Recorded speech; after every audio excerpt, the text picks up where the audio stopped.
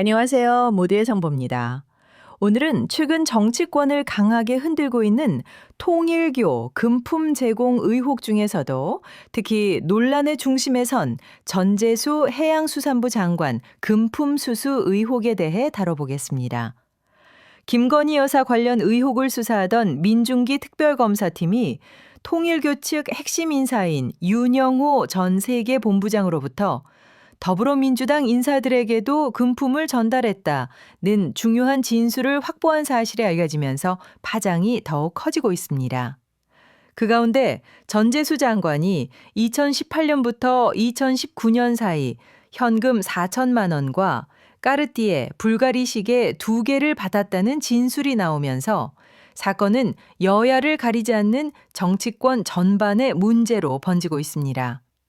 본격적으로 들어가기 전에 영상이 도움이 되셨다면 구독과 좋아요, 알람 설정 부탁드립니다. 여러분의 한 번의 클릭이 큰 힘이 됩니다.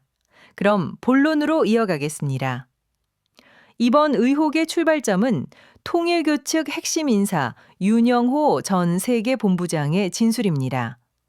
그는 특검 조사에서 전 장관에게 금품을 직접 전달했다고 주장했는데요. 구체적으로는 현금 4천만 원, 까르띠에 시계 하나, 불가리 시계 하나, 이렇게 총 3가지 품목을 전달했다고 말했습니다. 더욱 주목되는 점은 통일교 내부 보고 문건에서도 전 장관이 행사에 참석해 축사를 하고 협조 의사를 밝혔다고 기재되어 있었다는 사실입니다. 단순한 일회성 접촉이 아니라 지속적인 관계가 있었던 것처럼 보이는 대목입니다. 민주당 금품 제공 의혹의 확산. 이번 수사는 원래 김건희 여사 관련 의혹을 파헤치는 과정에서 시작되었지만 특검팀이 통일교와 정치권의 금전적 접촉 정황을 추가로 확보하면서 사건은 전혀 다른 양상으로 번지고 있습니다.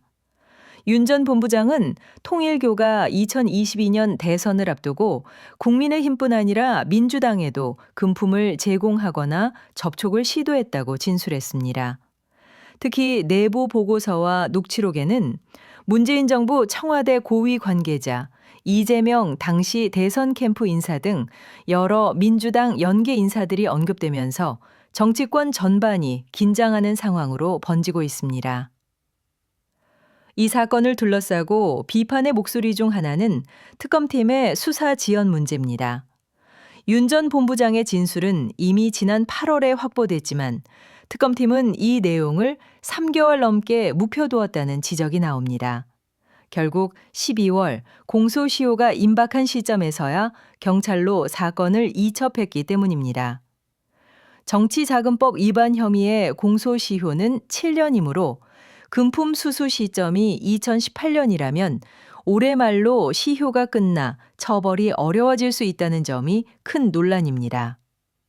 더구나 특검팀이 그동안 김 여사 관련 부분은 폭넓게 인지수사를 해온 것과 달리 민주당 관련 의혹에만은 소극적이었다는 의심도 제기되고 있습니다. 전재수 장관은 강력 부인. 전재수 장관은 통일교로부터 금품을 받은 사실이 전혀 없다며 강하게 반박하고 있습니다. 본인의 SNS와 언론 인터뷰를 통해 지켜보면 반전이 있을 거지라고 언급하기도 했습니다. 하지만 특검 진술에 언급된 인물이 한 명이 아니라 이와 같은 방식으로 금품을 받은 민주당 전현직 의원이 더 있다는 주장도 있어 민주당 내부에서도 긴장감이 감돌고 있습니다. 일부에서는 당 차원에서 진상조사에 나서야 한다는 의견도 제기됩니다. 현재 사건은 특검에서 경찰로 넘어갔으며 앞으로 경찰 수사가 얼마나 속도감 있게 진행될지가 핵심 변수입니다.